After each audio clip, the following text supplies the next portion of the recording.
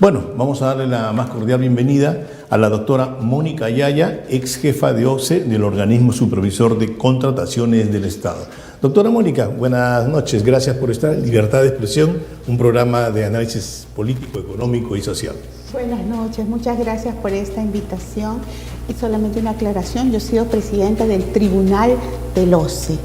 Presidente. Del Tribunal de Contrataciones del Estado, en donde se apelan, por ejemplo, a quién le corresponde la buena prueba en algunas licitaciones. Y bueno, en realidad mi trayectoria empezó mucho antes, pero toda esa trayectoria que en el sector público culminó en la presidencia del Tribunal del OCSE, abrió paso a otra ruta que decidí tomar en el sector privado y especializarme mucho más en los delitos de corrupción de funcionarios, de corrupción en general, que son los que nos quitan la salud y la vida. Yo siempre, cuando converso con las madres de las ollas comunes y las organizaciones de mujeres que mucho me invitan, y también, lógicamente, con la población en general, por ejemplo, mis amigos los pescadores de Ventanilla, siempre comento sobre el daño que nos hace la corrupción, que atenta directamente contra nuestra salud y contra la educación de nuestros hijos. Y mira, el ejemplo que ustedes han puesto ahora de lo que ha sucedido en un hospital de Villa El Salvador, en el Uldarico Roca, demuestra cómo la corrupción nos roba la salud.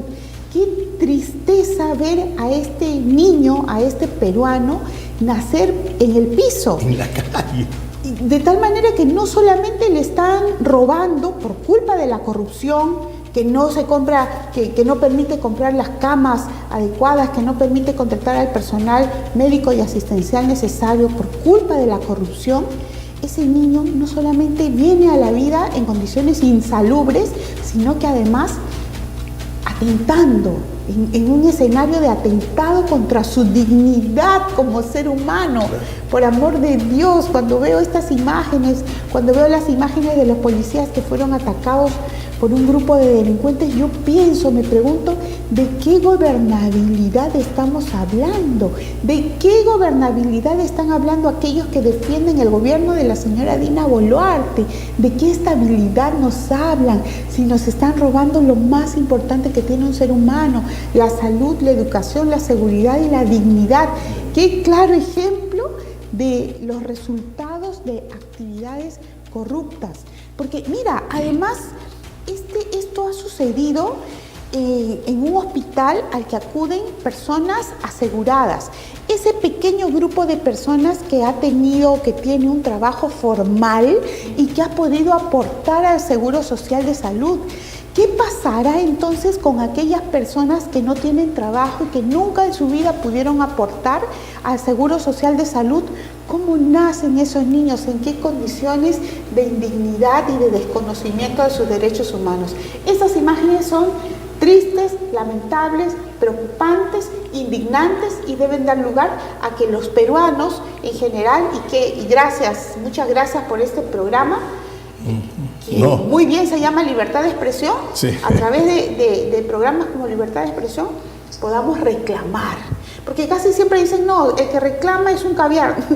Y caviarizan entonces al 98% de la población que está descontenta. Están equivocados siempre. Muy equivocados. Y sufrimos y adolecemos este tipo de situación, porque como usted ya lo mencionó, doctora Ayaya, la corrupción se ha enquistado de tal manera que ha ido mermando más todas las posibilidades de atención y de, sobre todo, bienestar para la población en general. Si nos remontamos hacia las regiones del país, vemos que hay hospitales que no están equipados, aduciendo de que el trámite no fue bien hecho, que le pasó el otro, que el contrato no estaba bien claro y piden más adendas. ¿Cómo ve usted este sistema de corrupción pero sombreado? Los mecanismos de la corrupción son muchos. Uno de ellos, por ejemplo, es el de la sobrevaloración de lo que se compra. Una cama que puede costar, por ejemplo, 1.000 soles, por culpa de la corrupción cuesta 2.000 soles, porque de aquello que paga la entidad el Ministerio de Salud, por ejemplo, de aquello que paga el contratista tiene que pagar el famoso diezmo o un porcentaje al funcionario público que le dio la buena pro.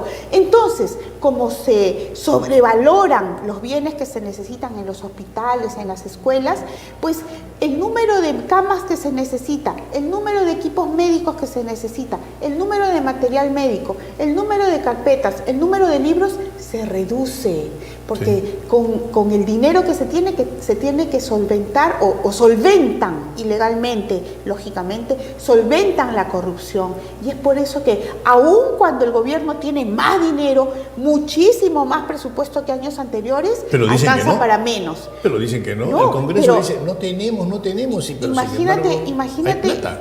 para este año, el Estado peruano se ha endeudado en 250.000 millones de soles, que vamos a pagar todos los peruanos para solventar lamentablemente la corrupción. Pero yo te hablaba de varios mecanismos y Sí. quiero aludir a algo que conversábamos, que tú Sí. trajiste a la mesa antes que empezar esta entrevista, porque hablaste sobre la corrupción en los gobiernos regionales y no sabes cuánta razón tienes, y hay casos concretos que así lo demuestran. Hablando precisamente del tema de hospitales, en la región Junín, el Ministerio Público acaba de formular acusación contra el ex gobernador regional Vladimir Cerrón. ¿Por qué? Porque en Satipo, que está dentro de la región Junín, en Satipo se había proyectado la construcción del hospital Manuel Gigaracaki, valorizado inicialmente en 117 millones de soles. Hoy ese hospital tiene un presupuesto de 260 millones de soles, pero no hay nada en ese hospital. ¿Por qué? Porque no obstante el expediente técnico, es decir, los planos para la construcción de este mega hospital, habían determinado que debía construirse en determinado terreno, pues Vladimir Cerrón, por razones electoreras, decidió que no se construye en ese terreno, sino en otro, fuera de lo que decía el expediente técnico, es decir, de manera ilegal y sin ningún sustento técnico, que se construya en otro lado, exactamente en Satipo. Pero lo han construido sobre un terreno en el que han emergido las aguas subterráneas, se han malogrado las estructuras y ese hospital no puede seguir siendo construido allí. Es por eso que la acusación fiscal no solamente se ha denunciado a Vladimir Cerrón, sino también al gobernador regional Figueroa. El entrante.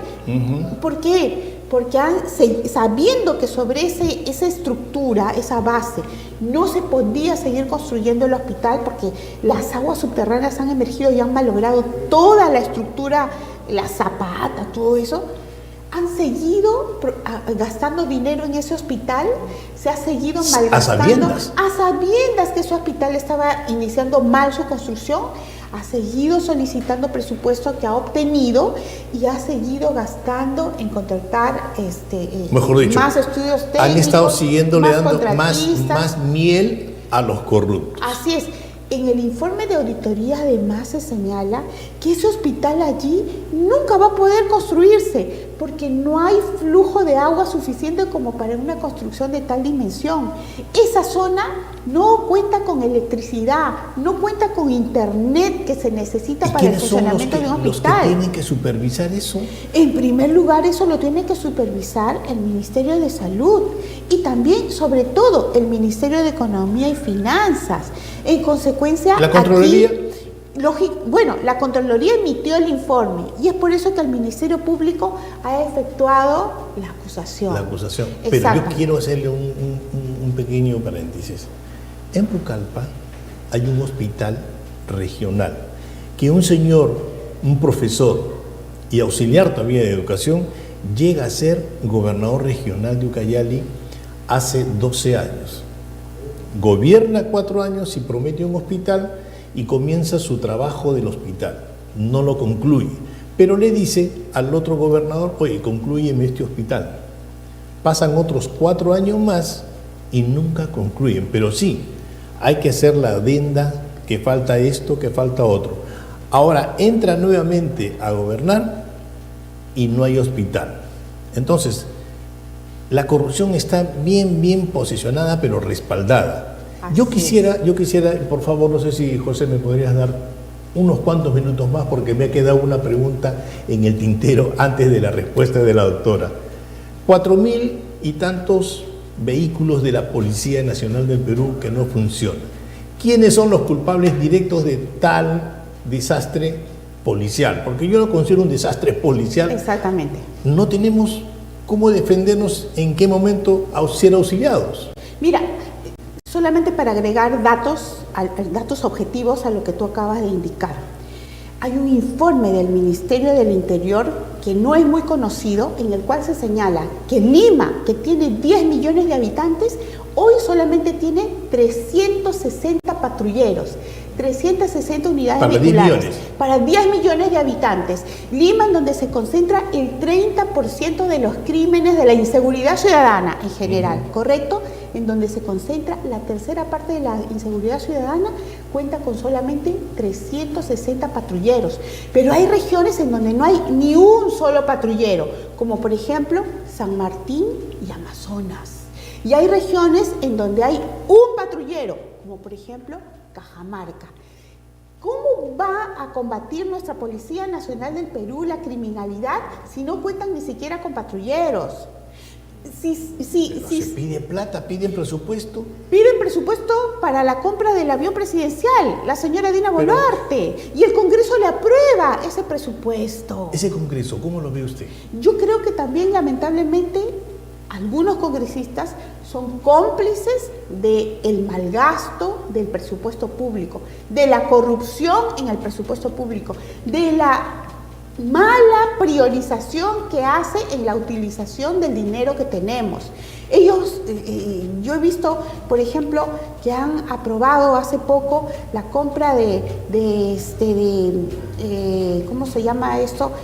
Una serie de armamentos que no tienen en realidad un sustento, o mejor dicho, desde mi punto de vista, no son hoy tan prioritarios como la compra de patrulleros. Pero cada uno jala agua para su molino. Es que además hay congresistas que, utilizando testaferros, tienen empresas que contratan con el Estado. Entonces es por eso que muchos congresistas se pelean por estar en la Comisión de Presupuesto del Congreso de la República, porque dentro de la Comisión de Presupuestos ellos orientan qué obras se van a ejecutar o inejecutar, pero en qué obras se va a gastar dinero, ¿verdad? Con el presupuesto público. Y como ellos tienen empresas a través de testaferros, tienen pues interés en que se apruebe la construcción de determinada obra, a veces innecesaria, porque tienen allí su empresa a través de un testaferro. Y ahí está lo que le dije, sobre los vehículos San John en el gobierno de Ollanta Humala. ¿Para qué sirvieron esos vehículos? Mira, ese gran negocio de los coreanos con Ollanta Humala. El tema de los vehículos comprados a algunos países asiáticos como Corea y como China no solamente esconde problemas de corrupción, esconde un gran problema de mala calidad de vehículos que se compran porque tienen una vida útil pequeña. Dentro de 5 años esos vehículos ya están como chatarra, no sirven para nada, y eso también ha sido informado técnicamente dentro del Ministerio del Interior. Hay un 30% de vehículos de la Policía Nacional del Perú que ya no puede ser recuperado, no es recuperable, porque fueron comprados pese a su mala calidad algunos países asiáticos. Y ojo, solamente para cerrar, estos países asiáticos han hecho un gran lobby dentro del Congreso de la República para que no se permita el ingreso de autos de segunda mano y de mejor calidad que vienen de Estados Unidos. Bajo el pretexto de que se requieren vehículos nuevos y para todo el parque automotriz del Perú, no solamente para el sector público. Ese es un cuento. Ingresan solamente y sin competencia vehículos de países asiáticos como la China, y que en 5 años ya no valen nada. No valen nada, efectivamente. Doctora Yaya, el tiempo nos ganó, ha sido muy grato conversar con usted en esos temas, la invitamos para una próxima oportunidad, porque nos han quedado varias preguntas en el tintero y me hubiese gustado escucharla. Le agradezco nuevamente por su presencia aquí en Libertad de Expresión a través de Conectados TV. Muchas gracias, un saludo para mis amigos de La Parada, ojalá tengan luz eléctrica pronto, el mercado municipal número 1, y en especial para mi amiga Milagros Uribe del puesto O274, que vende aceitunas y quesos de buenísima calidad, y mañana está de cumpleaños. Hasta pronto. Bien amigos, hacemos una breve pausa y ya retornamos con nuestro siguiente invitado.